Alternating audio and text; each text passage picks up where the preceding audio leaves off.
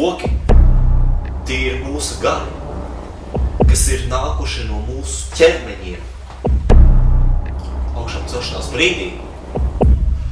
Un mēs visi labi zinām, no kurienes un kāpēc mēs šeit šovakar esam, lai stāstītu par atgadījumu Pēterim, mājās Pēterim.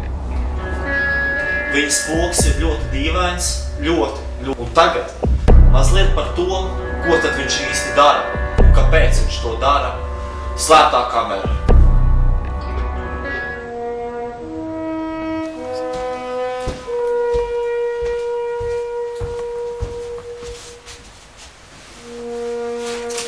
Tātad es pamanīju, ka manā mājā ir kādas paranormālas aktivitātes, kādas spoks pirms 2 mēnešiem apmēram.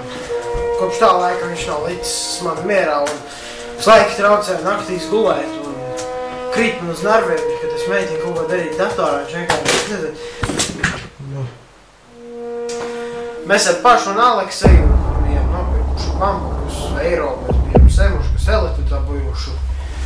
Sašu beidzot 6. reizi nolikt tiesības, pirmās 5 reizes viņš bija pipalīgi.